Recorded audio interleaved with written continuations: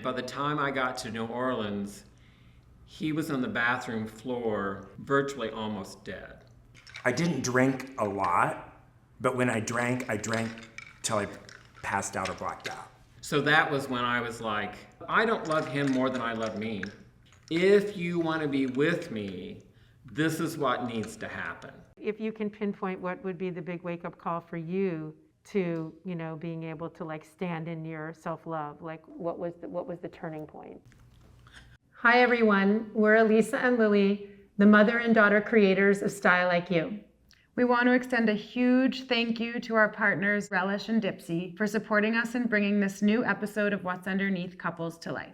Relish is an incredible app that helps facilitate communication so that couples can be closer than ever. And Dipsy is an amazing app where storytelling meets sexual wellness so that you can find more confidence and joy in and out of the bedroom. Stay tuned to the end of the episode to learn more about our amazing partners and the offers that they have for you. Okay, so can you talk about who you are to each other? We're husband to each other, we're friend to each other, playmates to each other, we're roommates to each other. I would say we're everything to each other. And we are committed till we die. So can you talk about the assumptions that people make about you as a couple? Some people will see us as aliens. Some people see us as creative, fearless people. That kind of depends on what state we're in. A lot of parts of the country we don't go to, people have guns now. You can't call these people out all the time. They'll fucking kill you. We still, at 60-some years old, get still called fags. We stopped even hearing that because it's like, yeah, I mean, what's the big revelation here? But I think that people, because of the way that I look, they think I'm a big sissy and I'm going to back down. I'm going to be afraid. I'm not afraid of anybody. I was one of those kids that was tortured in school, and then I just got tired of it. And I'm tired of people saying, "Oh, use your words, use your words." No, sometimes you just have to fight back. But I remember the days where he pulled a woman through the Wendy's window when she was making fun of us and shoved her back in. It's called a drive-up for a reason. And they, generally at this point, I think we get more compliments than not. People appreciating the effort and the freedom. Back in the day, and probably still to this day, a lot of people from time to time thought Orren was Elton John. So, we're sitting in Coach with, all of this, and she said to me, "Oh, I saw you in Las Vegas." I couldn't even respond. I didn't even say anything. We just looked at each other and we're like, oh, God. This is a costume to a lot of people, but it's not to us anymore. To be a gay person, probably still, you really become brave. It's actually brave to be yourself. So can you go back in time to where you were both at in your lives when you met? I was 21 and drinking and fucking every night. I had just become a hairdresser. I moved to Indianapolis where Orren grew up and lived, and he was managing a new department store salon. He hired me, so he was my boss, which back then it was okay to go out with your boss. But Orren was, in a relationship, so. I was in a relationship and we were perfectly happy as you're supposed to be.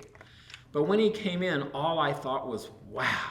He was wearing a yellow shirt and he was wearing green khaki pants and he was wearing loafers with no socks. And at the time, I was like, what the fuck? I mean, he came to a job interview with no socks. It was like, this is just unbelievable to me. But I just knew, and I didn't know that it was love. I just wanted to be with him. That's all I knew, was I was just so attracted and wanted to be with him. But in this very beginning, he didn't want to be with someone. I wasn't going to break up and ruin my relationship with the person I was with because I wasn't unhappy. I wasn't looking for a relationship. So I said, I don't want to date you or whatever I said.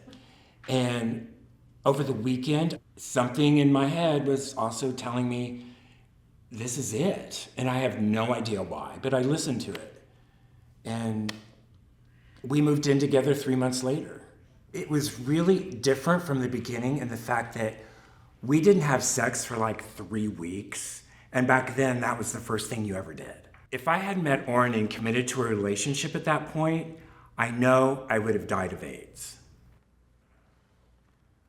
Yeah, so then how did the relationship kind of like evolve once you committed? Orren made it very clear that he needed and wanted a monogamous relationship. And of course, that was a little difficult for me. Well, yeah, there's a lot of penises out there that you have to sort of just like ignore because this is more important to me than some stranger. But once we had decided that we wanted to be together, like he said, it went very fast.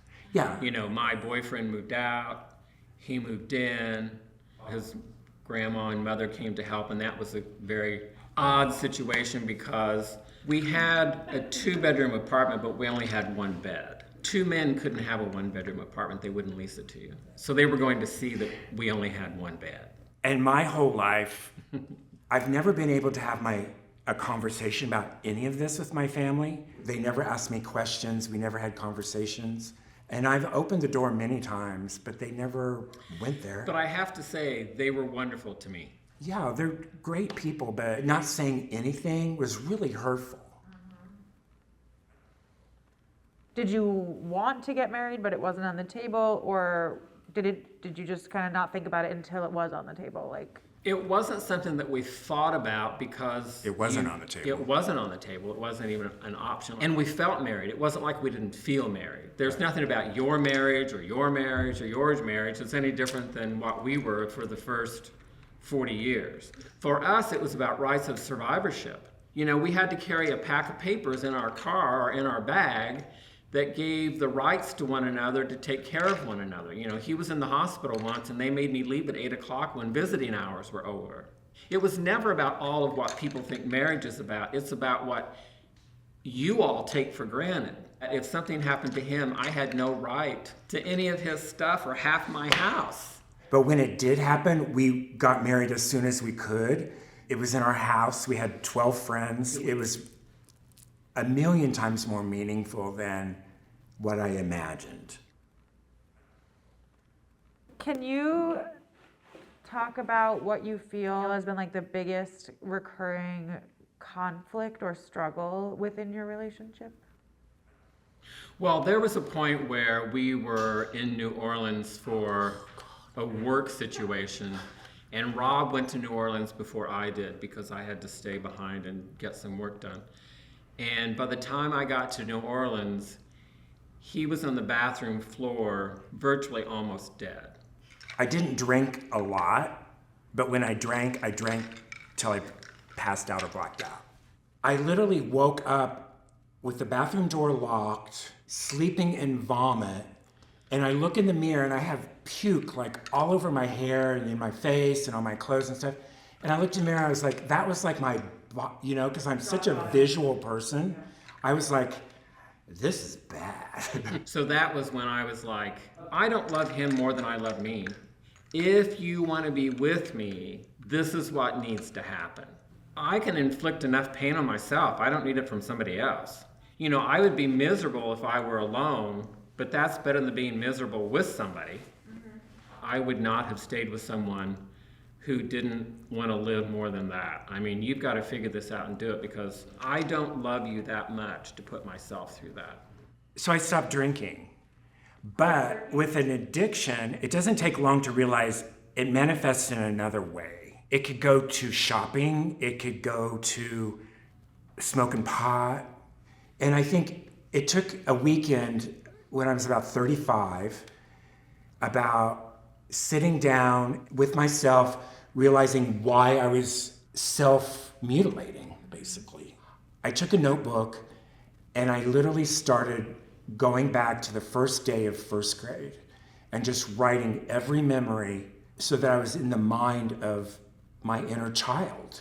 It was the first time that I would like tell the inner child that you're loved, and just told the inner child all the things I needed to hear. And that's kind of when I realized I didn't need Orren to help me over these addictions. I mean, Rob is so good to me, I can't begin to tell you. You know, I mean, he really is. But I deserve that. And I try to do the same thing in return. Coming from my background, which is unpleasant, I have fears of abandonment. But I also just need to take care of myself because people didn't take care of me. Yeah, he's always had to.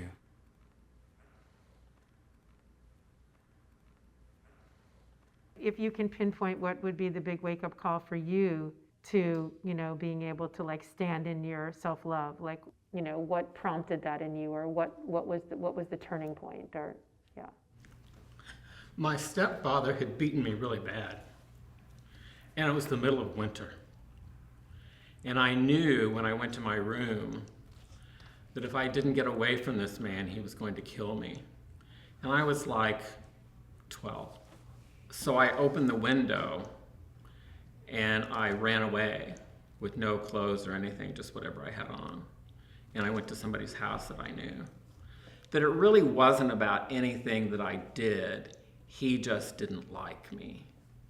And my mother liked him more than she liked me. So I think that's when it started, was when I decided that this man was never going to put his hands on me again, that nobody would put their hands on me again without a fight.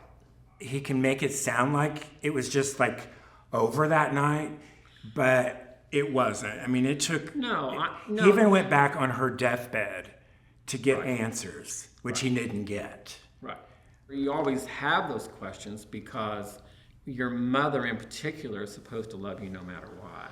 But then the other end of that stick is there were other children involved. I mean, she had children with him, and those children were never mistreated. It was all about me. I wasn't as important to her. Because, every mother says, oh, I loved you, oh, I did the best I could. No, you didn't. And I hate it when people say that. Oh, she did the best she could. No, she fucking didn't. Let me just tell you that right now. But our relationship has always continued on the same path. When something has come up, it's like, well, whether it's individually or together, it's like, this is what we have to work on and this is what we have to do. But does that mean that you're going to leave? I don't have to be threatening. I don't have to be, giving him ultimatums. But I do think it's very easy for people just to throw up their hands and say, I'm out of here. But I love him and I love being with him. Well, and I also had to realize that he isn't an addict. He isn't a depressive person. So I realized he couldn't really relate to what I was going through. I've always been honest. I've always been upfront. I'm a very authentic person. I think authentic is the greatest word in the English language. Yeah. You should be authentic. When do you feel the most vulnerable with each other? We're more comfortable together than apart. We can spend an entire day at home and not say one word to one another. And I think there's a misconception about us as being out there all the time and doing so much, and we're always invited to everything. I don't want to go to nothing. One of my clients actually said to me once, "You're never coming to my house, are you?" And I said to her, "No." I'm just not interested because we go and we have to, they want to We're the entertainment. We're the entertainment. Yeah. I don't want to be the entertainment at your house. Yeah. All I need in my life is Robert and my dogs. That's all I need. Okay, so can you take that off and you take your shirt off?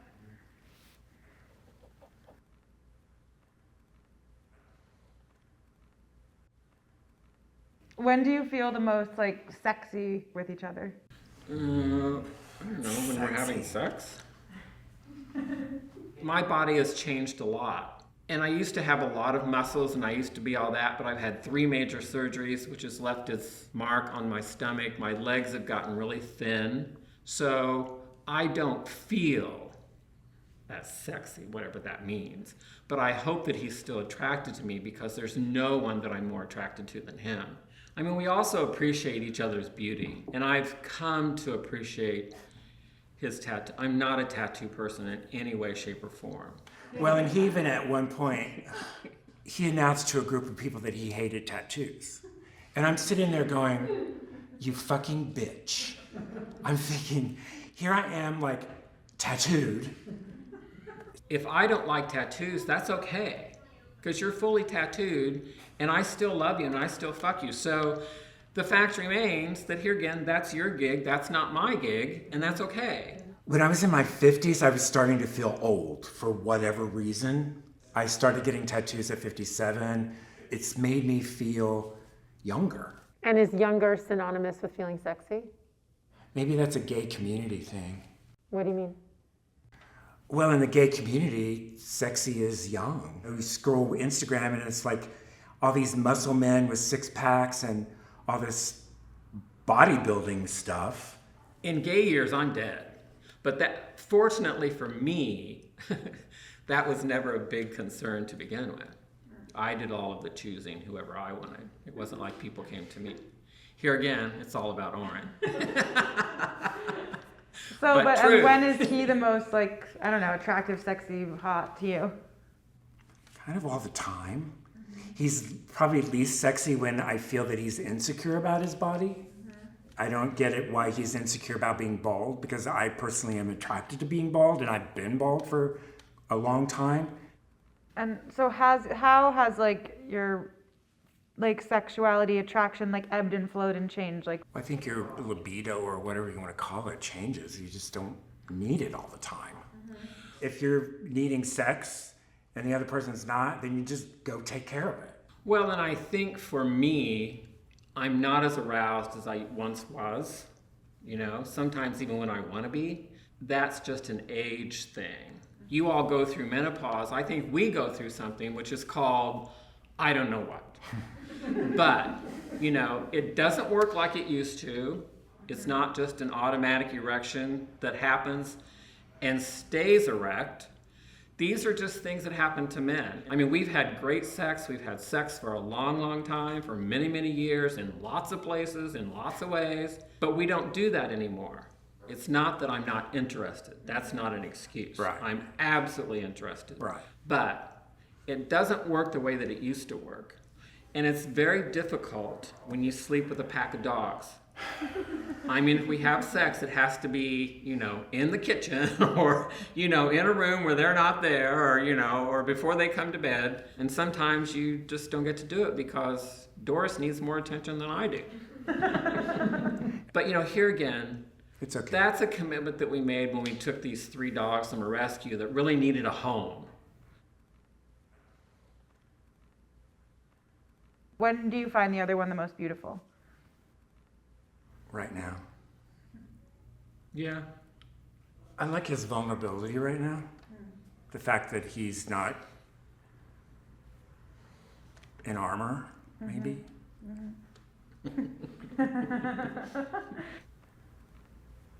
What is your favorite part of the other one's body? I think probably for me, it's his hands and his penis.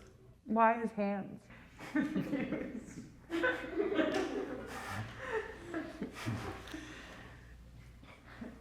He's just, he's going to mesmerize me with those hands.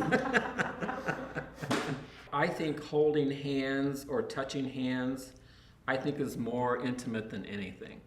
I think it's more intimate than having sex or, you know, any of that. I just think hand holding is just, to me, the most intimate thing that you could do with a person. Okay, so last question. Why in this relationship, in this bond, in this commitment, like, why is it a good place to be? Because it's the only place to be. There isn't another place to be. A huge fear for both of us is the fact that one of these days, one of us is going to die. That's the most terrifying thought. And it was always a possibility. And that terrified me, even in the very beginning, let alone 40 some years later. We've each grown to have duties and responsibilities. And it's like, I have never booked an airline ticket in my life. And I don't know where the checkbook is. I don't know if we have $1 or if we have $1 million. All I know is We I don't want have this. Well, don't tell me now. That's not a good thing. I don't recommend that for people. And people tell me that all the time. Well, you know, you should sit down with Rob and all. I'm like, I'm not doing that. and I hope I never have to. I mean, I always hope that I die first. But if I don't, I will have to find a way. I will have to find a way to make it work. I mean, for me, I can't even think of it. It's like I can't even. I know that everybody thinks that it's always about Orren. But the fact is, without Rob, there is no Orren. You got to get over that. I think And we're it's- good. We're not. Yeah, we're good. We're good. This could go on forever. I It's know. so good. Okay. Thank you so Oh, you're much. so welcome. Thanks for like making Yeah. me cry and laugh 50 Oh my times God. in 3 hours Totally. in the best way. Yeah. We want to extend a huge thank you to our partners, Relish and Dipsy, for supporting us in bringing this new episode of What's Underneath Couples to life.